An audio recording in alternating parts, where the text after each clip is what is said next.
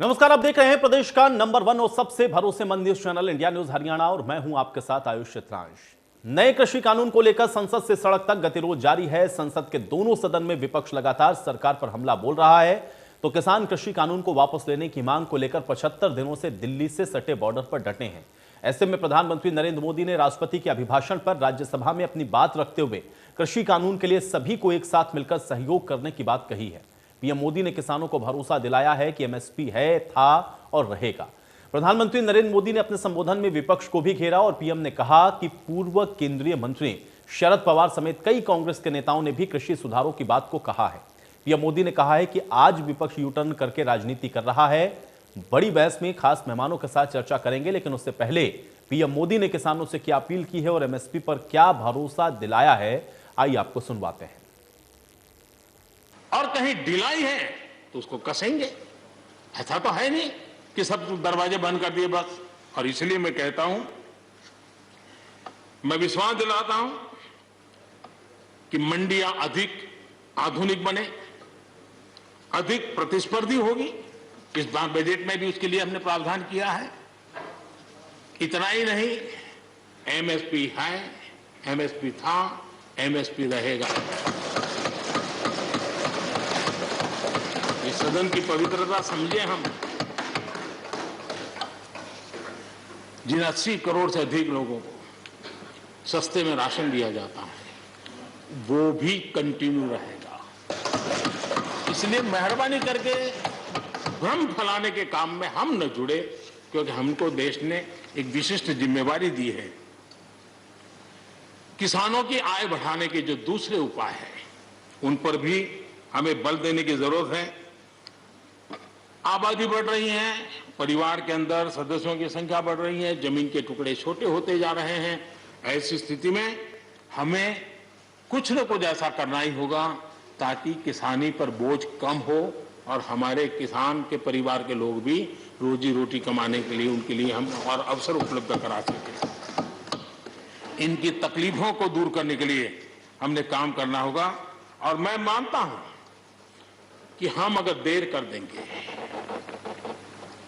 हम अगर अपने ही राजनीतिक समीकरणों में फंसे रहेंगे, तो हम किसानों को अंधकार की तरफ धकेल देंगे। कृपा करके हमें उज्जवल किसानों के उज्जवल भविष्य के लिए इससे बचना चाहिए। मैं सबसे प्रार्थना करता हूं, हमें इस बात की चिंता करनी होगी। तो आंदोलन को लेकर के पीएम मोदी ने कहा कि देश में अब एक नई जमात सामने आ गई है, जिसे आंदोलन जीवी के नाम से जाना जाता है। अब ये हर जगह पहुंच जाते हैं। हम लोग कुछ शब्दों से बड़े परिचित हैं, श्रमजीवी, बुद्धिजीवी, ये सारे शब्दों से परिचित हैं। लेकिन मैं देख रहा हूं कि पिछले कुछ समय से इस देश में एक नई जमात पैदा हुई है, एक नई बिरादरी सामने आई है, और वो है आंदोलन जीवी। ये जमात आप देखोगे, वकीलों का आंदोलन है, वो ना वहां नजर आएंगे। स्टूडेंट का आंदोलन है, वो वहां नजर आएंगे। मजदूर का आंदोलन है, वो वहां नजर आएंगे। कभी पर्दे के पीछे, कभी पर्दे के आगे। एक पूरी टोली है जी, जो आंदोलन जीवी है। वो आंदोलन के बिना जी नहीं सकते हैं और आंदोलन से जीने के लिए रास्ते खोजते रहते हैं। हमें ऐसे लोगों को पहचानना होगा कि वो जो सब जगह पे पहुंच करके और बड़ा आइडियोलॉजिकल स्टैंड दे देते हैं, गुमराह कर देते हैं, नए नए तरीके बता देते हैं। देश आंदोलन जीवी लोगों से बचे, इसके लिए हम सबको, और ये उनकी ताकत है। उनका क्या है, खुद खड़ा नहीं कर सकते चीजें, किसी की चल रही तो जाके बैठ जाते हैं। वो अपना जो जितने दिन चले चल जाता है उनका। ऐसे लोगों को पहचानने की बहुत आवश्यकता है। ये सारे आंदोलन जीवी परजीवी होते हैं।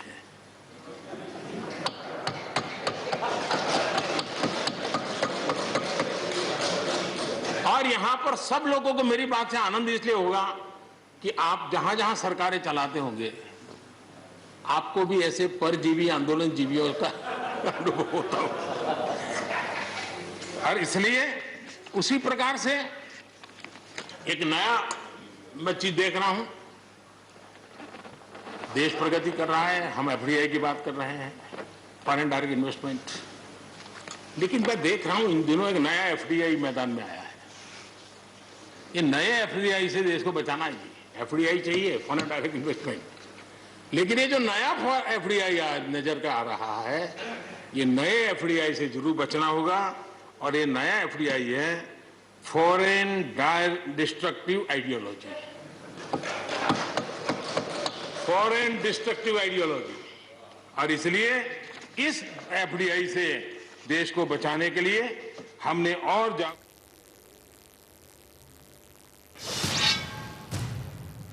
तो किसान नेता राकेश टिकैत ने एक बार फिर से आंदोलन जारी रखने की बात को दोहराया। उन्होंने कहा कि किसान पीएम मोदी का पूरा सम्मान करते हैं, लेकिन जब तक एमएसपी पर कानून नहीं बनेगा, तीनों कृषि कानून रद्द नहीं होंगे, किसानों का धरना ऐसे ही जारी रहेगा। चर्चा करना चाहते हैं, हमने तो कहा है ना कि बिलों को वापसी ले लो, एमएसपी पे कानून बनाओ, ठोस नीति एमएसपी पे बननी चाहिए, देश के किसानों को उसी से ही लाभ होगा, ये कहा है।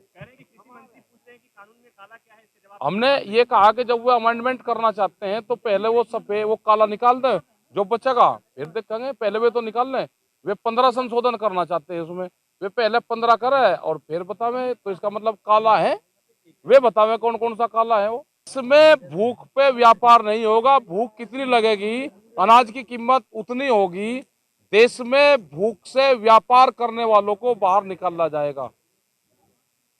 जिस तरह से फ्लाइट के टिकट एक ही दिन में 4 बार उनके टिकट के रेट ऊपर नीचे होते हैं, इसी तरह से अनाज की कीमतें किस आदमी को किस टाइम पे कितनी भूख लगेगी, उसकी कीमत देश में अनाज की कीमत भूख पे तय नहीं होगी। अब प्रधानमंत्री जी को अपील करनी चाहिए, प्रधानमंत्री जी को अपील करनी चाहिए, जिस तरह से गैस के सिलेंडर पे जनता से अपील करी कि सब्सिडी छोड़ने की, अब प्रधानमंत्री को अपील करनी चाहिए कि जो सांसद हैं, जो विधायक हैं, जो एमपी हैं, जो वो पेंशन ले रहे हैं, वो कितने लोग पेंशन छोड़ देंगे। हमारे नौजवानों को पेंशन नहीं है और मेंबर पार्लियामेंट और इनको पेंशन है, तो एक अपील प्रधानमंत्री जी उनके लिए भी कर दें कि जो विधायक एमपी पेंशन छोड़ दे उसका धन्यवाद करेगा ये। तो पूर्व मुख्यमंत्री भूपेंद्र सिंह हुड्डा ने भी कहा कि सरकार एमएसपी पर कानून बनाए। बातचीत से इसका रास्ता निकालना चाहिए, किसानों से फिर से बातचीत शुरू करके और जो उनकी शंकाएं हैं वो दूर करनी चाहिए। ये कानून जो है किसान के हित में नहीं है। कानून के बारे में मैं बोल रहा हूँ कि एमएसपी का प्रावधान नहीं है, एमएसपी का प्रावधान होना चाहिए। जो कॉन्ट्रैक्ट एक्ट फार्मिंग है उसमें एमएसपी का प्रावधान नहीं है। जैसे 9 अगस्त 2007 में हमने हमारे हरियाणा में कॉन्ट्रैक्ट फार्मिंग शुरू हुई तो उसमें रूल हमने ऐड कर दिया था कि कोई भी एमएसपी से कम नहीं कर सकेगा, और उसके लिए हमने श्योरिटी और वो रखा था ताकि किसानों के हित सुरक्षित रहे। बातचीत से इसका। तो वहीं किसानों के मुद्दे को लेकर के इनेलो नेता अभय चौटाला की तरफ से क्या कुछ कहा गया, इसको भी सुनिए। होता जा रहा है, आपने खुद देखा है कि टिकैत साहब को अलग अलग जगह पे बुला के महापंचायतें करके किस तरह का समर्थन दे रहे हैं। 24 घंटे पहले जिस आंदोलन को ये खत्म करना चाहते हैं वो आंदोलन विकराल रूप धारण कर रहे हैं, और सरकार को 100% किसान की बात को मानना पड़ेगा, अपनी गलती सुधारनी पड़ेगी। तो कुल मिलाकर पक्ष विपक्ष सभी की बातों को आपने सुना है, लेकिन आज की बड़ी बहस की शुरुआत करें उससे पहले आज की बड़ी बहस के अहम सवाल उस पर भी नजर डाल लेते हैं, उसके बाद चर्चा की शुरुआत करेंगे। आज की बड़ी बहस का पहला सवाल यह है कि अगर एमएसपी पर भरोसा दे रहे हैं तो कानून से परहेज क्यों कर रहे हैं, क्योंकि प्रधानमंत्री ने इस बात को आज बार बार दोहराया। दूसरा सवाल यह है कि बातचीत का ऑफर मिला है, लेकिन तारीख कब आएगी, यह भी बड़ा सवाल है, क्योंकि इससे पहले भी प्रधानमंत्री कह चुके हैं कि एक फोन कॉल की दूरी है। और तीसरा सवाल यह है कि पीएम ने आज जो अपील की है कि किसान अपने आंदोलन को वापस ले लें, बातचीत के रास्ते खुले हैं, तो क्या इससे किसान पीछे हटेंगे? ये तीनों सवाल अपने आप में बेहद महत्वपूर्ण हैं, क्योंकि देश इन सवालों का जवाब जानना चाहता है। पिछले लगभग 70 दिनों से भी ज्यादा हो चुके हैं, किसान लगातार विरोध कर रहे हैं, प्रदर्शन लगातार आप देख रहे हैं सभी जगहों पर चल रहे हैं, जारी हैं, और इन सब के बीच में चक्का जाम से लेकर के तमाम तरह के जो प्रदर्शन है वो किसानों के द्वारा हो चुके हैं, लेकिन बावजूद इसके रास्ता निकलता हुआ इस आंदोलन का भी नजर नहीं आ रहा कि समाधान तक आखिर कैसे पहुंचेंगे। तमाम किसान नेता इस बात को बार बार दोहरा रहे हैं कि जब तक कानून वापसी नहीं और एमएसपी की कानूनी गारंटी नहीं, तब तक वो आंदोलन को वापस नहीं लेने वाले हैं। तो बातचीत का ऑफर तो मिल रहा है, एमएसपी रहेगा, है और था, ये बात भी कही जा रही है, लेकिन इसका कानूनी प्रावधान क्यों नहीं हो रहा है? आज इन्हीं तमाम सवालों के साथ चर्चा की शुरुआत करते हैं। संजीव भारद्वाज जी हमारे साथ जुड़ रहे हैं, प्रवक्ता हैं कांग्रेस पार्टी के। संजीव भारद्वाज जी, बहुत स्वागत है आपका। और राजेंद्र जादौन जी हमारे साथ जुड़े हुए हैं, वरिष्ठ पत्रकार है। राजेंद्र जादौन जी, आपका भी बहुत स्वागत है। संजीव जी, आज चर्चा की शुरुआत में सबसे पहले आपसे ही करता हूं। आज प्रधानमंत्री के भाषण को आपने सुना होगा राज्यसभा के अंदर, कैसे देखते हैं प्रधानमंत्री के इस भाषण को? और इसके अलावा जो बात प्रधानमंत्री ने कही है उसके बाद क्या आपको लग रहा है कि समाधान की ओर बढ़ते हुए नजर आ रहे हैं? देखिए, ये किसान आंदोलन जो है इतना सफल हुआ है, इसके पीछे ये कारण है कि एमएसपी पर कानून बनाने की जो मांग उस पर सरकार ने सिर्फ मौखिक तौर पर आश्वासन दिए, और किसान की मांग, विपक्ष के नेताओं की मांग थी कि इस पर कानून बनाकर और ये इस एमएसपी को पुख्ता किया जाए। लेकिन सरकार इसको लगातार, जिस तरह से आज प्राइम मिनिस्टर ने कहा है, वो 4 महीने पहले भी सरकार की ओर से कृषि मंत्री और तमाम नेताओं के द्वारा यही कहा जा रहा था कि एमएसपी रहेगा, किसी भी तरह से बदलेगा नहीं, वो मंडियां रहेंगी, मंडियां समाप्त नहीं होंगी, और लगातार ये चलता रहा। और 4 महीने पहले जो कहा गया था, आज भी प्राइम मिनिस्टर ने वही कहा। अगर उस समय एमएसपी का कानून बनाने की मांग मान ली गई होती तो आंदोलन इतना व्यापक नहीं होता, और तीनों कानूनों को वापस लेने की मांग भी शुरू नहीं होती। सबसे पहले किसान आंदोलन एमएसपी पर कानून बनाने की मांग को लेकर शुरू किया गया। अगर सरकार इस पर गंभीर होती और उसी समय जो है ये मांग स्वीकार कर ली जाती तो ये आंदोलन इतना विराट स्वरूप नहीं लेता। आज जो है 200 किसान अपनी जान गंवा चुके हैं, इतना लंबा होता जा रहा है, अंतर्राष्ट्रीय स्तर पर भी मुद्दा आ गया है, अमेरिका की रिएक्शन आ रहे हैं, अमेरिका ब्रिटेन का भी रिएक्शन आ रहा है, वहाँ के विपक्षी दल भी मांग उठा रहे हैं। तो इस तरह का जो जिस तरह की स्थिति देश की हुई है, संयुक्त राष्ट्र संघ में भी ये चला गया, तो ऐसी स्थिति से बचा जा सकता था। लेकिन सरकार जो अभी भी अपना वो ही जो है रट चला बनाए हुए है कि एमएसपी रहेगा, मंडियां रहेंगी। किसान इस आश्वासन पर भरोसा करने को तैयार नहीं, और पूरे देश में अब इतना व्यापक हो चुका है कि आम लोगों के मन में भी ये शंका है कि अगर ये एमएसपी समाप्त हुई, मंडी सिस्टम समाप्त हुआ, तो चीजों के दाम, खास तौर से खाद्य वस्तुओं के दाम बहुत ऊंचे हो जाएंगे और उनकी पहुंच से बाहर हो जाएंगे और काफी तकलीफों का सामना करना होगा। तो सरकार को इस आंदोलन की जो व्यापकता है, मुझे ताज्जुब होता है कि उसका एहसास सरकार को क्यों नहीं।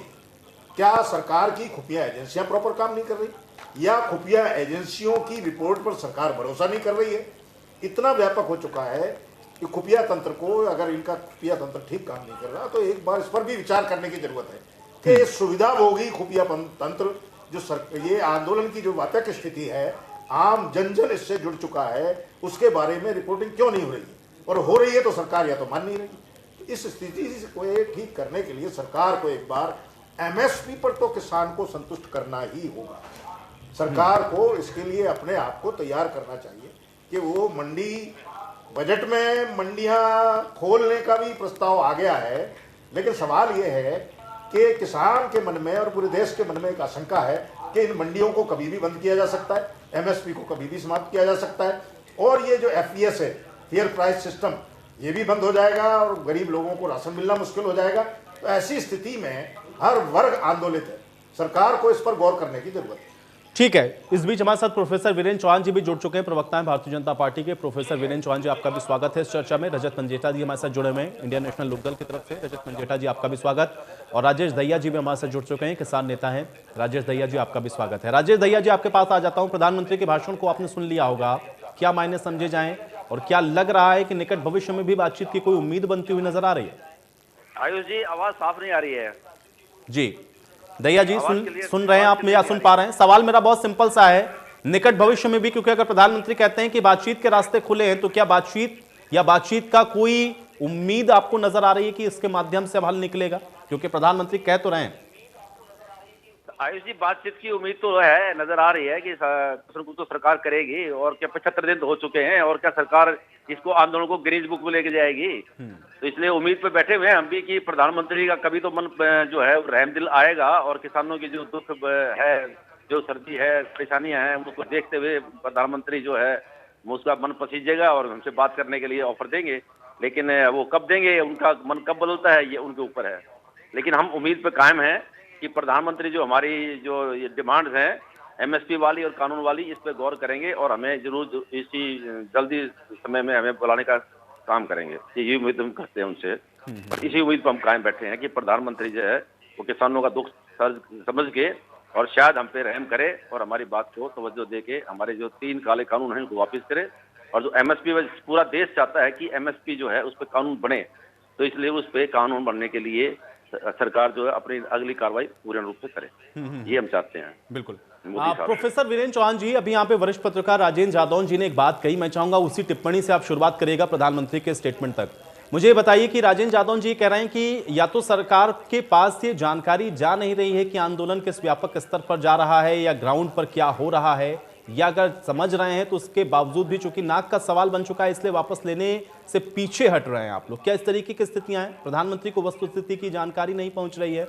और दूसरा, अगर प्रधानमंत्री कह रहे हैं कि बातचीत के दरवाजे खुले हैं, समाधान हम निकालने के लिए तैयार हैं, तो क्या आपको लग रहा है कि ये मौजूदा दौर में वो माहौल है कि बातचीत के लिए किसान जाएंगे? क्योंकि आज भी फिर दोहराया राकेश टिकैत ने, वापस लीजिए, एमएसपी पे कानूनी गारंटी दीजिए, हम चले जाएंगे, उससे कम पर मंजूर नहीं कुछ।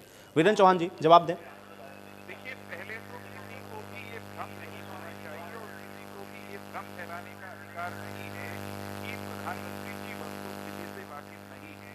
भारत के प्रधानमंत्री नरेंद्र मोदी जी किसान की समस्याओं को समझते हैं, उनको लेकर खूब संवेदनशील हैं। प्रोफेसर वीरेंद्र चौहान जी, मैं आपको रोकूंगा, आपकी आवाज मुझ तक स्पष्ट नहीं पहुंच रही, कुछ तकनीकी समस्या है, दोबारा मैं आपके पास आऊंगा वापस। संजीव भारद्वाज जी, अगर आप मुझे सुन पा रहे हो, आज प्रधानमंत्री के भाषण को आपने सुना है, क्या समझ में आया और क्या लग रहा है निकट भविष्य में बातचीत के जरिए इसका समाधान निकलने की उम्मीद आपको नजर आ रही हो? क्योंकि प्रधानमंत्री इस बात को कह रहे थे। संजीव भारद्वाज जी, आपको नजर आ रही हो क्योंकि प्रधानमंत्री इस बात को कह रहे थे। संजीव भारद्वाज जी, देखिए आयुष जी, मैं आपके माध्यम से आपके व्यूवर्स को, आपके श्रोताओं को बताऊं कि ये बात तो अगर प्रधानमंत्री जी इसका हल निकालने में आए और इतनी जनता, लाखों लोग सड़कों पे बैठे हैं, तो क्या किसी को भगा फुसला के तो बिठाया हुआ नहीं है। जब लाखों लोगों को ये कानून ठीक नहीं लग रहे और प्रधानमंत्री जी के जैसे मेरे भाई राजेंद्र जी ने बहुत सही बोला कि या तो खुफिया तंत्र उनको पूरी रिपोर्ट्स दे नहीं रहा कि किस तरह से लोग इफेक्टेड हुए हैं, और फिर आयुष जी, एक हमारे कांग्रेस पार्टी ने एक खेती का खून नामक ये बुकलेट निकाली है, इसके अंदर विस्तार से सारी चीजें बताई हैं कि ये किस तरह से लोगों की, आम जनता की और किसानों की जिंदगी को इफेक्ट करेंगे ये तीनों कानून, और किस तरह से इनका इम्प्लीमेंटेशन हो के क्या तराही तराही आप महंगाई के ऊपर आप देखें कि आम आदमी को खाना मुश्किल हो जाएगा, किसानों को कुछ नहीं मिलेगा। ये बातें अभी तक ऐसा लगता है प्रधानमंत्री जी की स्टेटमेंट से कि वाकई ये बातें अभी तक उन तक नहीं पहुंच रही। वो अपने चिर परिचित अंदाज में लोगों को कन्विंस करने की कोशिश करते हैं, लेकिन क्या कठिनाई है क्या नहीं, अभी तक उन तक शायद राजेंद्र भाई ठीक कह रहे हैं, अभी तक ये बातें उनको नहीं पहुंच रही कि ये कानून लोगों को पसंद नहीं है। और एमएसपी की जो गारंटीज है, जो मंडी से बाहर कोई चीज परचेज या सेल होगी, उसके अंदर अगर कोई कमी रहती है, किसान को उसका वाजिब मूल्य नहीं मिलता, ये पहले से ही अगर ये चीज एक कानून के तहत उसमें एक वो सजा का प्रावधान कर दिया जाता, तो शायद इतना बवाल और इतनी बातें ना पड़ती। और एक आप आज देखें, प्रधानमंत्री जी के बयान के साथ साथ राकेश टिकैत जो उस कमेटी में एक नुमाइंदे हैं किसानों की तरफ से, उन्होंने स्पष्ट कहा कि जो चीज आप इसके अंदर 15 संशोधन करने के लिए तैयार हो गए हैं वो कर दें, हम देखेंगे अगर उससे ठीक होता है तो हम किसी ना किसी बातचीत के स्टेज पे आ पाएंगे। पहले आप वो कर दें, उसके बाद हम देखेंगे। तो कहीं ना कहीं मेरे हिसाब से या मेरी पार्टी के हिसाब से इस आंदोलन को सत्ताधारी पक्ष सीरियस नहीं ले रहा और बस सिर्फ अपनी बातों से कन्विंस करने के लिए, चाहे वो हमारे आदरणीय प्रधानमंत्री जी हों, चाहे कृषि मंत्री जी हों, सब इसी प्रयास में लगे हुए हैं कि अपनी बात को ऊपर रखा जाए और एज इट इज जो उन्होंने कर दिया वो सबको मान्य हो, चाहे वो फोर्सफुली क्यों ना हो, चाहे उसके लिए दुनिया भर के किसान शहीद क्यों ना हो जाएं, ये हट छोड़नी पड़ेगी और लोगों की भावनाओं को समझते हुए कुछ ना कुछ इसका हल निकालना पड़ेगा। ये तीनों ठीक है। वीरेंद्र चौहान जी। आयुष जी, मेरी आवाज आपको मिल रही है? जी जी जी वीरेंद्र जी। आयुष जी, किसी को भी इस भ्रम में रहने की जरूरत नहीं है और इस तरह की भ्रामक बातें करने का अधिकार नहीं है कि इस देश के प्रधानमंत्री नरेंद्र मोदी जी वो किसानों के मसलों को समझते नहीं है या उनके पास सही जानकारी नहीं है। इतना बड़ा कोई ज्ञानी होने का प्रयास कर रहा है तो इसका मतलब उसकी जानकारियां सही नहीं है या उसकी समझ पर मैं सवाल उठाना चाहता हूं आपके चैनल पर। प्रधानमंत्री जी के पास किसानों के प्रश्नों को समझने की संवेदनशीलता व्यक्तिगत रूप से भी है और आंदोलन के सब पक्षों को वो अच्छे से जानते हैं। टेलीविजन चैनल पर बैठ करके कोई अगर ये भ्रम भी फैलाने की कोशिश करता है कि पूरे देश के सब किसान इन कानूनों से नाराज हैं, इनके खिलाफ हैं, तो वो भी भ्रम फैला रहा है, वो भी सत्य तस्वीर पेश नहीं कर रहा है। एक राज्य के अधिक किसान और दिल्ली के आसपास के कुछ राज्यों के कुछ किसान इन कानूनों के खिलाफ हैं, हम इस बात को मानते हैं, हम लगातार उनसे बात कर रहे हैं। प्रधानमंत्री जी अब भी कह रहे हैं कि हम उनको सुनेंगे, उनकी शंकाओं को दूर करने के लिए तैयार हैं, लेकिन कुछ लोग नाराज हैं और वो देश की बहुमत से चुनी हुई सरकार और उसकी संसद द्वारा संवैधानिक रूप से बनाए गए कानून को धकियाना चाहें। ये गैर प्रजातांत्रिक आदत है, गैर प्रजातांत्रिक प्रयास है, इसका कोई स्थान प्रजातंत्र में नहीं है।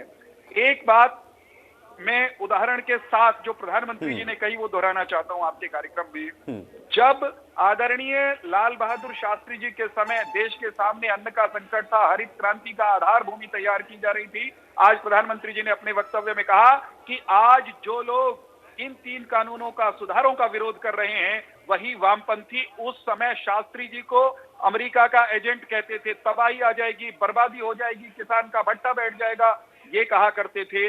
उसी हरित क्रांति ने देश को अन्न के मामले में आत्मनिर्भर बनाया, सरप्लस पर लाकर खड़ा किया। तो जब भी कोई बदलाव आता है तो कुछ लोगों को तो हर हाल में विरोध करना होता है और जब भी कोई बदलाव आता है थोड़ा बहुत। चलिए वीरेंद्र जी, ये अच्छा हुआ कि कम से कम चलिए आपने ये बात मान ली कि कांग्रेस ने कुछ तो भला किया इस देश का। देखिए संजीव जी इसी बात पे खुश हो रहे हैं और कुछ कहना भी चाह रहे हैं। वीरेंद्र जी देखिए थोड़ा सा समय की कमी, एक कमेंट में और ले लेता हूं, मेरे पास समय होगा मैं दोबारा आपके पास आऊंगा। पंजेटा जी, जब औरों को समय दिया है तो दीजिए।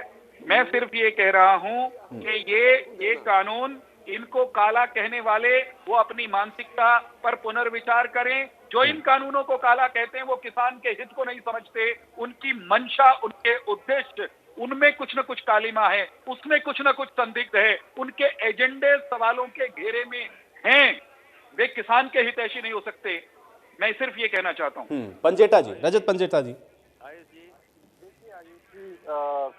मैं अपने भाजपा के प्रवक्ता का जवाब एक एक करके देना चाहूंगा। पहली बात तो उन्होंने पत्रकार की सवाल उठा दिया। अगर वो कोई बात कह रहे हैं तो मतलब ये पत्रकारों को भी समझ पर सवालिया निशान उठाने लगते। दूसरा, सुन लीजिए, भगवान कहते हैं क्या? सुन लीजिए, उन पर सवाल नहीं उठ सकते क्या प्रजातंत्र में? अरे सुन लीजिए, प्रजातंत्र की खूबसूरती ये है कि आपका जो सब पर उठ सकते हैं, आप पर भी उठ सकते हैं, पत्रकारों पर भी उठ सकते हैं। वीरेंद्र जी बोले दीजिए, किसी को बोले दीजिए, आपसे विनती है। दूसरा, ये आज भ्रम की बात कर रहे हैं, 210 से अधिक जाने जाते हैं, किसान आत्महत्या कर रहा है, वो अपनी अस्तित्व की लड़ाई लड़ रहा है और ये अभी भी कह रहे हैं वो भ्रमित है। तीसरा, ये कह रहे थे कि वामपंथी और हरित क्रांति के लिए, पहले तो वो वामपंथी नहीं किसान। दूसरा, आप अगर हरित क्रांति की बात करते हो तो आप अपने प्रदेश हरियाणा और पंजाब का योगदान ना भूलिए। आज किसान जो लड़ाई लड़ रहा है, ये ओपन मंडियां मैंने तो अप्रिशिएट किया है, भूला कहूँ। एक मिनट बीच में डिस्टर्ब ना कीजिए, आपसे विनती है, मुझे बोलने दीजिए, विनती आपसे। ये जो वामपंथी की बातें कर रहे हैं, ये वामपंथी नहीं है, किसान है। दूसरा ये बात कर रहे थे, तो ये लड़ाई सिर्फ इस बात की हो रही है कि जो बिहार का किसान है, जहाँ 2006 से ये ओपन मार्केट है, क्या ये वहां सक्सेसफुल हुआ? वहां नहीं, 8 या 9 साल पहले यूरोप के अंदर और अमेरिका के अंदर ये सेम ओपन मार्केट हुई थी। आज वहां पे अगर आप देख ले तो कम से कम नहीं तो $460 बिलियन का के नीचे है वहां का किसान। कितने किसान बैंकरप्सी फाइल कर रहे हैं, आपको गूगल पे मिल जाएगा। $416 बिलियन का पैकेज जो है यूएस की गवर्नमेंट ने अपने किसानों को दिया है। क्या हिंदुस्तान की गवर्नमेंट ने कुछ दिया है अपने किसानों को? हिंदुस्तान में रहते हो कि यूरोप में रहते हो? एक मिनट सुन लीजिए, नहीं पता कि सुन लीजिए, आप बाद में बोल लीजिए, आपकी टर्न आएगी। अरे बाद में बोल लीजिएगा। आयुष जी, वीरेंद्र जी सुन लेते हैं, वीरेंद्र जी का सुनते हैं ना, उनका पक्ष क्या है। वीरेंद्र जी देखिए, सुनना पड़ेगा ना, देखिए बात पूरी कंप्लीट होने दें, बात पूरी कंप्लीट होने दें ना वीरेंद्र जी। देखिए आधा ज्ञान तो बहुत खतरनाक होता है ना, पूरा समझते हैं ना वो क्या कहना चाह रहे हैं। आयुष जी, पंजेटा जी कंप्लीट करें जल्दी। समाजवादी दल के हर एक प्रवक्ता को भी ये बात समझाई जाए कि बीच में ना बोले। प्लीज वीरेंद्र चौहान, ओएससीडी की रिपोर्ट के मुताबिक, चौहान साहब सुनते हैं, पंजेटा जी की बात पहले कंप्लीट होने देना, जब कंप्लीट होगा सेंटेंस तभी समझ में आएगा कि एग्जैक्ट उनका कहने का मतलब क्या था। पंजेटा जी कंप्लीट करें। ओएससीडी रिपोर्ट के मुताबिक जो हिंदुस्तान में सब्सिडी मिलती है, हिंदुस्तान में नेगेटिव में मिलती है, जबकि यूएस में जो सब्सिडी मिलती है, वहां एक किसान को 45 लाख रुपए की सब्सिडी मिलती है। अगर वो आप कनाडा की बात करें तो वही वहां से 15 से 18 लाख रुपए की सब्सिडी मिलती है वहां के किसान को। यूरोप में अगर आप जाए तो 10 से 11 लाख की सब्सिडी मिलती है। और अब जो बजट इन्होंने पेश किया है, वहां पे इन्होंने फर्टिलाइजर के ऊपर से, डीएपी के ऊपर से, खाद के ऊपर से सब्सिडी जो है वो कम कर दी है। अगर आप देखें तो कम से कम ये तो 55,000 करोड़ की इन्होंने सब्सिडी कम कर दी है, जबकि जो फार्मिंग सेक्टर है वो देश की 14% जीडीपी में कंट्रीब्यूट करता है, अपना कंट्रीब्यूशन है उसकी। 44% आबादी को देश में वो रोजगार देता है। 80% आबादी कृषि से जुड़ी है, फिर भी ये कृषि को मारना चाहते हैं। आप एक बात बताइए, जब तक एमएसपी पे कानून नहीं बनेगा, किसान को अपनी लागत भी नहीं मिलेगी, भूल जाइए उसकी आय दुगनी। जिस हिसाब से ये तेल के दाम बढ़ा रहे हैं, हर चीज, खाद हो, लेबर हो, डीजल है, हर चीज के दाम उस हिसाब से जुड़े हुए हैं। ठीक है, पहली बात तो इनको प्लीज आयुष जी, मेरा जो मैं क्लोज कर रहा हूँ, क्लोजिंग पॉइंट है। पंजेटा जी बहुत जल्दी से। पहली बात तो इनको एमएसपी जो डीजल के प्राइसेस हैं, एमएसपी उससे रिलेट कर देनी चाहिए। जब तक वो रिलेट नहीं करेंगे, किसान को उसकी लागत भी नहीं मिलेगी, आय दुगनी तो आप भूल ही जाइए। और ये एमएसपी पे जब तक कानून नहीं बनेगा, हरियाणा और पंजाब के किसान की हालत भी बिहार के किसान के बराबर हो जाएगी। चलिए पंजेटा जी ये मुझे अच्छा लगता है चर्चा के अंदर, जब कोई ये बताता है कि किसान की बेहतरी के लिए क्या हो सकता है, बनिस्बत इसके कि कोई ये बताए कि इन्होंने ये खराब किया, इन्होंने ये खराब किया। भाई, आरोप प्रत्यारोप से किसान का भला नहीं होगा। ये अच्छी बात है कि बताएं कि किसान का भला होगा कैसे। राजेंद्र जादौन जी, ये अफवाह नहीं फैलाई जानी चाहिए कि प्रधानमंत्री तक सही रिपोर्ट नहीं पहुंच रही है। वीरेंद्र चौहान जी ने आपकी बात का ये जवाब दिया है। वाकई में क्या ऐसा है कि प्रधानमंत्री तक सही रिपोर्ट नहीं पहुंची, या उनको पता नहीं कि देश में क्या हो रहा है? नहीं है राजेंद्र जी, राजेंद्र जादौन जी, देश का किसान इन कानूनों को अपने खिलाफ नहीं मानता है। मत फैलाइए ये भ्रम। चलिए चौहान साहब अब जवाब ले लेते हैं राजेंद्र जी से। राजेंद्र जादौन जी सुन पा रहे हैं आप? देखिए, ऐसा है कि इसको पंजाब, हरियाणा, यूपी, उत्तराखंड तक क्यों सीमित किया जा रहा है? जो महाराष्ट्र में भी हो रहा है, तमिलनाडु में भी हो रहा है, केरल में भी हो रहा है, तमाम जगह किसान आंदोलित है। ये सारी खबरें आ रही हैं, मीडिया में आ रही हैं। तो क्या मीडिया का भी भरोसा नहीं? क्या खुफिया तंत्र का भरोसा नहीं? या तो खुफिया तंत्र पूरी रिपोर्टिंग नहीं कर रहा? सवाल फिर वही खड़ा होता है कि सरकार को इस बात का एहसास क्यों नहीं कि इतना व्यापक हो चुका है। सरकार अपने बयानों से इसको सीमित करना चाहती है, जबकि पूरा परिदृश्य लोगों के सामने है। मीडिया के जरिए भी दृश्य आ रहा है, वो दिखाई दे रहा है कि किस तरह से जो है मुंबई में किसान रैली होती है, वहां के आजाद मैदान में होती है, और कई जगह हो रही है, तमाम जगह। तो ये सरकार को क्यों नहीं दिखाई दे रहा है? ये आखिर राजेंद्र जी छोटी सी टिप्पणी इस पर भी करिए, क्योंकि प्रधानमंत्री ने कहा कि 2 एकड़ से कम वाला जो किसान है उसकी संख्या इस देश के अंदर बहुत ज्यादा है, और उनके हितों को हम लोग ताक पर रखते हुए ऐसा नहीं कर सकते हैं। क्या इस बात से आप इत्तेफाक रखते हैं? क्योंकि प्रधानमंत्री अगर इस बात को कह रहे हैं, वो भी संसद के अंदर किस तरीके की बात कर रहे हैं, तो कोई तो आधार होगा ना उसके पीछे। इस पर तो हमको भरोसा करना होगा। जादौन जी, नहीं, देखिए, ऐसा है कि ये जो भरोसा है ना आज किसानों पर, ये किसान भरोसा नहीं कर रहे हैं। ये राजनीतिज्ञों ने ये भरोसा समाप्त कर लिया। तो चुनावी घोषणा पत्र में कुछ आता है और फिर वो मुकर जाती है पार्टियां। मैं तो किसी एक दल विशेष की बात नहीं करता, सभी दलों का रवैया ये है कि चुनाव घोषणा पत्र में जो मुद्दे आते हैं, जो वादे किए जाते हैं, वो लागू नहीं होते। ठीक है, संजीव भारद्वाज जी आप कुछ कहना चाह रहे थे, बहुत जल्दी से कंप्लीट करें। संजीव भारद्वाज जी।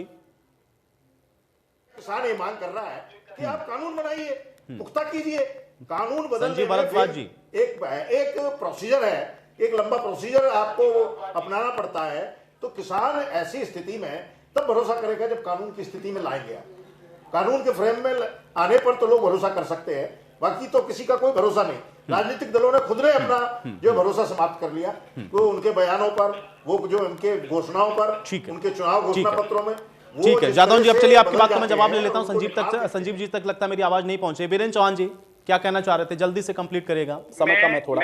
मैं बहुत विनम्रता से ये कहूंगा कि संजीव भारद्वाज जी की पार्टी के तो घोषणा पत्र में कृषि सुधार की बात की गई थी, वे आज सिर्फ इसलिए मुकर रहे हैं क्योंकि किसानों के कंधे पर बंदूक रखकर चलाने से उनकी राजनीतिक रोटियां सिक रही हैं।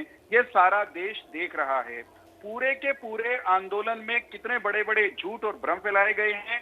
टीवी चैनल पर बैठ करके बहुत निर्लज्जता के साथ ये बात कही गई और वो दोहराई गई कि इन कानूनों से किसान की जमीन चली गई, चली जाएगी। मैं फिर दोहराने के लिए आया हूं आपके चैनल पर, हिंदुस्तान के एक किसी किसान की जमीन नए अध्यादेश, नए कानूनों के कारण जब वो आए, जब तक लागू रहे, एक किसान की जमीन न गई न भविष्य में जब वो लागू होंगे जा सकती है। लेकिन पूरे का पूरा आंदोलन पंजाब के किसान को ये समझा के कि ਤੁਹਾਡੀ ਜ਼ਮੀਨਾਂ ਤੇ मोदी ने अडानी ते अंबानी ਨੂੰ दे ਦਿੱਤੀਆਂ ਹਨ, ਹੁਣ ਤਾਂ मरना पड़ेगा, साडे पल्ले रहा कुछ नहीं, ये कहकर भोले किसान को आपने दिल्ली के बॉर्डर पर लाकर बिठा दिया। ये झूठे लोग, इनको बेनकाब करना ही पड़ेगा। और इसी तरह के और बहुत सारे भ्रम फैलाए गए हैं। अभी कहा, 1 मिनट, पंजेकर जी ने कहा कि बिहार में कानून लागू हो गया था, वहां के किसान को कोई फायदा हुआ क्या? बरामद करके कानून एक लीजिए, ये कानून अभी आया, अभी लागू हुआ और आंदोलन सर्वोच्च न्यायालय के हस्तक्षेप से निलंबित है, अभी वो लागू नहीं है। जो कानून अभी लागू हुआ, लागू होने के बाद उसकी कोई हानि हुई नहीं, उसके कारण उसको आप बिहार की किसी व्यवस्था के साथ तुलना करेंगे तो मैं ईमानदारी से आपसे कहूंगा कि आप बहुत ईमानदारी से किसानों को और देश के लोगों को गुमराह करने निकले हुए हैं। ये कानून किसान की आजादी के कानून है, ये किसान को कुछ देने वाले। बिल्कुल प्रोफेसर वीरेंद्र चौहान जी, यही तो देश समझना चाहता है कि जिसके हित का कानून है वही अपना हित कैसे समझ नहीं पा रहा और कैसे लोगों की जान चली जा रही है आंदोलन करते हुए। ये बड़ी अजीब सी विडंबना है इस देश के अंदर। ठीक है, एक सेकंड मुझे क्या लेने दीजिए, अब जान की बात बहुत जल्दी से खत्म करिएगा क्योंकि समय नहीं, मुझे और लोगों को भी थोड़ा समय और देना। आप ये बताइए, गुमराह करके जो लोग बुजुर्ग किसानों को बॉर्डर पर ठंड में ले जाकर बिठाते हैं, उनकी जान जाने के लिए वो अपराधी हैं कि नहीं है, वो जिम्मेदार हैं कि नहीं है? ठीक है, जिसकी जमीन जानी नहीं है। ठीक है, चलिए राजेश दहिया जी, राजेश दहिया जी। आयुष जी आपने सारी डिबेट सुन ली। अब मोदी जी को हमारे जो कानूनों के हमारे किसानों पर रहम करने के लिए कौन मना करता है? ऐसे बीजेपी के नेता मना करते हैं जो कि मोदी जी को मिसगाइड करते हैं। इनको ये नहीं पता कि सच्चाई क्या है, पृथ्वी पर सच्चाई क्या है, मंडियों में दिक्कत क्या है, किसानों के साथ दिक्कत क्या है। अरे प्रोफेसर साहब, हम तो बोलते हैं बीच में मत बोले कीजिए आप। क्या आप यहाँ बोलने के बैठे हैं क्या? हम ये नहीं बोल सकते क्या? हमारे पत्रकार महोदय ने जो कहा वो बिल्कुल सत्य कहा है। अगर आप बात करते हैं तो उसको समझिए, उसने क्या कहा था। किसान भूखे मर रहे हैं, आप बैठ जाओगे सड़क पे, आप सर्दी में बैठ जाओगे क्या? आप फांसी खा लोगे क्या? बैठ कर रखे थे टीवी के ऊपर, किसी को बोले नहीं देते आपको यही दिखाकर कि मोदी जी को आपके लोगों पर भड़का रखा है। जब तक आपके लोग उसको मिसगाइड करते रहेंगे, देश का कानून खत्म हो जाएगा। आप कम से कम किसान को लगाम दीजिए और डिबेट में ऐसी बात मत कीजिए कि कभी पत्रकार को कह रहे हैं आप किसान के सामने फांसी खड़ी कर दी है, काम दिया गया है, 1000 रुपया गृह में डाल दिया गया है, अभी जिंदगी नहीं है। क्या फांसी लग जाएगी? क्या टट्टू बच जाएगा क्या? अरे प्रोफेसर साहब कुछ तो समझ लीजिए, नहीं बोलने, हमें फांसी लगने वाली है, रस्ता भरे कदम डाल दिया गया है, हैंडल खींचने वाला है। क्या कहते हैं, हैंडल नहीं खींचा अभी तक आपका, जब हैंडल खींचेगा क्या बच जाएगा हमारे पास? अरे किस अरे अरे अरे अरे हम बस बोलें चाहिए, आप उंगली घुमाते रहते हैं और यहाँ नहीं बैठे पे। आप मोदी जी को आपके नेता भी गाइड करते हैं, आप कहते हैं मुट्ठी भर किसान है, ये किसान हरियाणा पंजाब के हैं, पूरे हिंदुस्तान के हैं। आप कभी आप नक्सलवादी कहते हो, कभी खालिस्तानी कहते हो, कभी उसको उग्रवादी कहते हो, कभी उनको कांग्रेसी कहते हो। वो किसान है, वो बीजेपी में भी है, वो कांग्रेस में भी है। आप रोटी नहीं खाते क्या?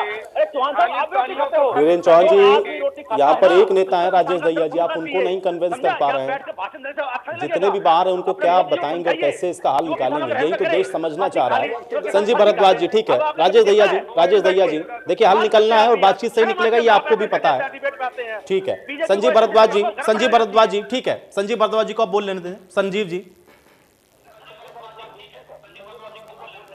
मैं आयुष जी आपके माध्यम से बार बार ये कह रहा हूं, मेरे साथी प्रवक्ता वीरेंद्र चौहान जी बार बार चीजों को गोलमोल ढंग से धार्मिक प्रचार कर रहे हैं और देश को ये गुमराह कर रहे हैं, नाम दूसरों का ले रहे हैं। देश को ये बार बार ये समझाने की कोशिश कर रहे हैं संजीव जी, आज तो कि कोई भी व्यक्ति उनको आज तो बड़ा हर्ष का विषय है, कम से कम क्रेडिट तो मिल गया संजीव जी। भाई हरित क्रांति लेकर के आए, इसको तो कम से कम एड्रेस कर लिया कि चलिए किसानों का इतना भला तो किया आप लोगों ने। बुकलेट निकाली है और विद डाटा निकाली है कि इस सरकार के 6 साल में किसानों के साथ किस तरह से एक छल का कार्यक्रम या भ्रम का कार्यक्रम फैलाया गया है। मैं इनको ये बुकलेट भिजवा दूंगा, फिर ये जवाब दे, फिर ये धार्मिक प्रचार हमारे बारे में कहे कि हम धार्मिक प्रचार फैला रहे हैं या हम बका फुसला के लाखों लोगों को शहीद होने के लिए सड़कों पे बिठा रहे हैं।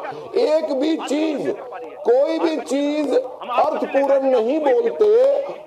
आप ये बताएं कि आज के दिन में आप 3 साल के बच्चे को नहीं बका सकते। क्या आप लोगों को शहीद होने के लिए 200 लोग कम से कम शहीद हो चुके हैं, किन्हीं को शहीद होने के लिए सड़कों पर ले जा सकते हैं? और ये डिटेल में है कि काले कानून नंबर 1 पे क्या इफेक्ट पड़ा, नंबर 2 पे क्या इफेक्ट पड़ा, नंबर 3 पे पब्लिक को क्या इफेक्ट पड़ा।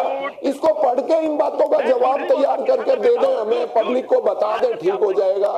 टीवी चैनल पर हमारे ऊपर ये एक तरह से प्रचार को धार्मिक दहिया जी थोड़ा शांत हो जाइए, दहिया जी थोड़ा सा शांत हो जाइए। अब आप ये एक तरह से ये कह रहे हैं कि हमारे ऊपर आरोप लगा रहे हैं कि हम षड्यंत्र दूसरी पार्टी रच रही है, चाहे वो विपक्ष में कोई भी पार्टी हो।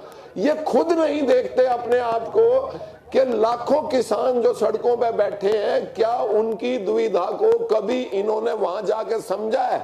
बस सिर्फ डिवाइड एंड रूल की पॉलिसी पे ये काम कर रहे हैं कि जी इतने किसान हक में ये है, ये बात छोड़ दें, ये विश्वास। पंजेटा जी ये बताइए, किसानों को क्यों आखिर सड़क पर उतरना पड़ा? से देश का किसान दुखी है, ये बात आज नहीं बात को मानेंगे सही तो तरीके कल से उठाया, मानेंगे। क्योंकि जहां से ये कानून निकले हैं वहां पर जिनकी जिम्मेदारी थी, क्या वो सही तरीके से निभाई गई? आज किसानों को अपने हक की लड़ाई के लिए अपनी जान क्यों देनी पड़ रही है? इसके लिए वो भी तो जिम्मेदार है ना, जिनको उनकी बात को मुखर होकर के उठाना चाहिए था। पंजेटा जी देखिए आयुष जी, बात ऐसी है कि सीधी डायरेक्टली ये किसान पे पड़ रही है। जहां तक आप कांग्रेस की बात करते तो जब तक पीपली कांड नहीं हुआ था तब तक कांग्रेस कहीं पिक्चर में नहीं थी। कांग्रेस, आपको सबको पता है, ये कांग्रेस जो है पीपली कांड होने के बाद आई है।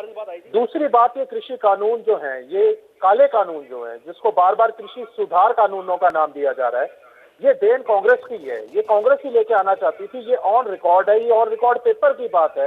ये सारे के सारे मोंटेक सिंह आलूवालिया जी की रिकमेंडेशन है। उसके बाद ये अपने मोदी जी जब गुजरात के चीफ मिनिस्टर होते थे तो उन्होंने इसके खिलाफ पत्र लिखा था डॉक्टर मनमोहन सिंह जी को। आज वो इन्हीं को सुधार की बात कर रहे हैं। ये सुधार नहीं है, ये काले कानून है, ये किसानों का डेथ वारंट है। तो पंजेटा जी किसको फायदा पहुंचाने की कोशिश? अगर कांग्रेस पार्टी ये लाना चाह रही थी तो क्या वो भी अडानी अंबानी को फायदा पहुंचाना चाह रही थी जैसे ये पहुंचाना चाह रहे हैं? क्योंकि अडानी अंबानी तो गुजरात में पहले से ही मौजूद थे, मुख्यमंत्री रहते हुए अगर प्रधानमंत्री मोदी उसका विरोध कर सकते हैं तो केंद्र में आते ही उनके फायदे के लिए सोचने लग गए। असल में फायदा कौन किसको पहुंचाना चाह रहा है? ये तो एक ही थाली के चट्टे बट्टे हैं। ये जीएसटी भी तो कांग्रेस की देन है भाई साहब। जीएसटी किसने ड्राफ्ट किया था? लागू इन्होंने किया बस।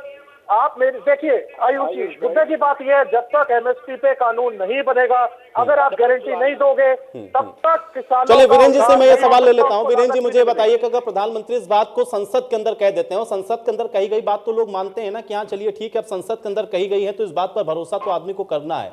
एमएसपी था, है और रहेगा। अगर इतनी बड़ी बात प्रधानमंत्री कह सकते हैं तो उसको कानूनी जामा क्यों नहीं पहना देते हैं? यही तो उनकी पहली मांग है। देखिए, एक मिनट मैं उत्तर दे दूं, अब इनको रोक लीजिए, मैं उत्तर दे दूंगा। अब की बार मोदी सरकार ये रुकेंगे तो मैं उत्तर दूंगा। पंजेटा जी अब सुन लेते हैं। देखिए मुझे लगता है कि सत्ता पक्ष से इसका जवाब निकलेगा ना। पंजेटा जी, आपने अपनी बात कह दी। वीरेन जी, अगर प्रधानमंत्री बात संसद के अंदर कह सकते हैं तो उसको कानूनी जामा पहनाने में क्या दिक्कत है? कौन भरोसा करेगा भी ये 2 करोड़ रोजगार? ठीक है पंजेटा जी, ठीक है, वीरेन जी को बोल लेने दीजिए। प्रोफेसर वीरेन चौहान जी, कानून क्यों नहीं एमएसपी के लिए? देखिए, महत्वपूर्ण बात यह है कि जिन्होंने नरेंद्र मोदी जी द्वारा बनाए गए इन स्वर्णिम कानूनों का विरोध करना है, नरेंद्र मोदी जी को ही गालियां देनी है, उन्हीं को कोसना है, वे कानून बनाने के बाद भी यही कहेंगे कि हमको भरोसा नहीं ये आदमी कब वापस ले ले। तो ऐसे लोगों की अपने को ज्यादा चिंता नहीं है। मैं दोहराता हूं फिर से कि हमारी सरकार किसानों के प्रति प्रतिबद्ध है। सुन लो भैया, अरे सुन लो। इस तरह से प्रेजेंट कर रहे हैं। वीरेन जी, बना दीजिए भाई, कानून बना दीजिए, लिखित में विपक्षी पार्टियां दे देंगी, लिखित में विपक्षी पार्टियां दे देंगी कि इसका विरोध नहीं करेगी, लेकिन कानून तो बनाइए प्रोफेसर वीरेन चौहान जी। फिर किस तरह से चीजों को प्रेजेंट, अब इनको रोक के ये बड़ी हैरानी। चलिए अब आप लोग थोड़ा सा शांत हो जाए। पंजेटा जी, भारद्वाज जी, थोड़ा सा शांत हो जाए। मैं ये कह वीरेन जी से जवाब लेते हैं जरा। वीरेन जी, कानूनी जामा पहना दीजिए ना भाई, क्यों नहीं पहनाते? मैं दोहराना चाहता हूं बहुत विनम्रता से। तीनों कानून स्वर्णिम कानून हैं, किसानों के स्वर्णिम भविष्य का रास्ता खोलने वाले कानून हैं। उन कानूनों को लेकर के किस तरह से भ्रम फैलाया गया है, मैं बारंबार आपके चैनल पर कह चुका हूं, फिर दोहराता हूं कि इन्होंने ये कहा कि तुम्हारी जमीन के जाने के कानून है, जैसे इन्होंने CAA को कहा था कि ये मुसलमानों की नागरिकता जाने के कानून है। प्रलय आ जाएगी, सोनिया गांधी ने बोट क्लब पे खड़े होकर चिल्लाकर कहा था। ठीक उसी तरह कृषि कानूनों के बारे में ये लोग भ्रम फैला रहे हैं। मैं फिर दावा करता हूं, कानून दावा करते हैं, प्रधानमंत्री जी कह रहे हैं, कृषि मंत्री कह रहे हैं, ये कानून सुनिश्चित करते हैं एक किसान की जमीन नहीं जाएगी, लेकिन झूठे लोग आपके स्टूडियो में बैठकर बार बार कहते हैं नहीं, उसको और पुख्ता कर दीजिए ना वीरेन चौहान जी। मैं सिर्फ इतना कह रहा हूं कि अगर प्रधानमंत्री कहते हैं एमएसपी थी, है और रहेगी, तो उसको कानूनी शक्ल देने में दिक्कत क्या है? आगे आ रहा हूं मैं, आगे कानूनी शक्ल दे दीजिए ना, तो और पुख्ता करेंगे आप, तो अपने पक्ष को और मजबूत करेंगे, आपको और मौका मिलेगा कि विपक्षी पार्टियां देखिए कैसे राजनीति कर रही हैं। कानूनी जामा तो पहनाइए। सुनोगे नहीं क्या? इस देश की जनता ने नरेंद्र मोदी जी को 2024 तक इस देश के किसानों, इस देश के नागरिकों के लिए निर्णय लेने का अधिकार दिया है। 2024 में उसको फिर से रिन्यू कराएंगे, आप लोगों के रोने धोने के बावजूद कराएंगे, आप लोगों के नकारात्मक वीरेन जी, इसका ये कोई जवाब नहीं हुआ ना। मैंने कहा ना, प्रधानमंत्री कहते हैं था, है और रहेगा, तो कानूनी जामा क्यों नहीं पहना रहे हैं? इसका जवाब नहीं है आपके पास। ठीक है, प्रधानमंत्री दोबारा से हो सकता है मोदी ही बन जाए, जनता भरोसा आपके ऊपर करे, लेकिन भाई किसान की अगर चिंता कर रहे हैं तो कानूनी जामा क्यों नहीं पहनाते हैं? मुझे उत्तर देने तो दीजिए, मैं कह रहा हूं। ठीक है, बहुत जल्दी से इसी सवाल का जवाब दीजिएगा कि कानूनी जामा क्यों नहीं पहना रहे हैं?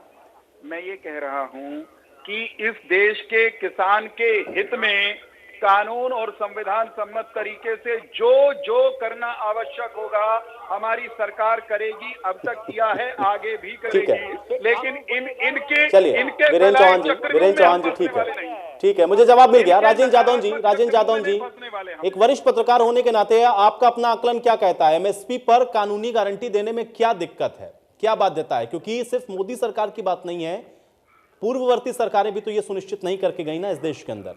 क्या दिक्कत है, प्रैक्टिकली क्या प्रॉब्लम है इसके अंदर? ऑफर कर रही है कि हम बातचीत के लिए तैयार हैं और बातचीत एक फोन कॉल की दूरी पर है, तो ये सकारात्मक वातावरण तब बनेगा जब इस सेशन में इनको एमएसपी पर कानून तुरंत बना देना चाहिए। बाकी 3 कानूनों पर सरकार बातचीत कर सकती है कि उसमें क्या उनको किसानों को आपत्तिजनक लगता है, उसको न्यूट्रलाइज करने के लिए सरकार कोई कदम उठा सकती है। मैं समझता हूं कि इतनी पूरी देश की ऊर्जा को इस तरह से बर्बाद करने के रास्ते खोले रखने की जरूरत क्या है?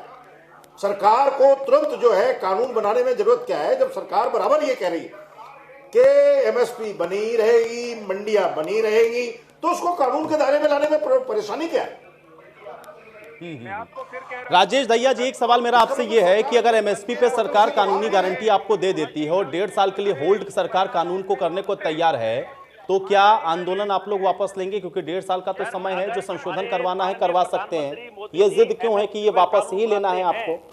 एमएसपी पे कानून बनाते हैं, जैसे कि एमएसपी था, रहेगा और रहेगा, कानून बनाते हैं, तो उसके बाद ये जो संशोधन है उन पे विचार किया जा सकता है, क्योंकि मोदी जी पे अभी हमारा कोई विश्वास नहीं है। चलिए राजेश दहिया जी, आप किसी बात के साथ मैं समाप्त करूंगा। मुझे लग रहा है कि एक कदम आगे की ओर बढ़ते हुए कम से कम ये बात आपने बड़ी कही है कि अगर एमएसपी पे कानूनी गारंटी मिलती है तो आप विचार करने के लिए तैयार हैं। इसी के साथ ये चर्चा मुझे यहीं समाप्त करनी होगी। आप सभी का बहुत शुक्रिया, आप लोगों ने समय निकाला, चर्चा का हिस्सा बने।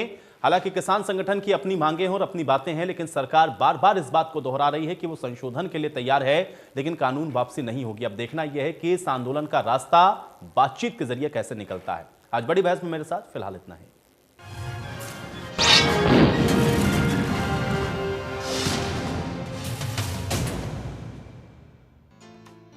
एसोसिएट स्पॉन्सर पेट सफा आयुर्वेदिक चूर्ण, पेट सफा तो हर रोग दफा। एक 30 साल के इंसान के लिए 1 करोड़ का टर्म लाइफ इंश्योरेंस 9,000 तक का भी है और 15,000 तक का भी। PolicyBazaar.com पे 15 से ज्यादा कंपनीज के टर्म लाइफ इंश्योरेंस कंपेयर करके पैसे बचाओ। कावेरी रंग छायो, खुशियों से मन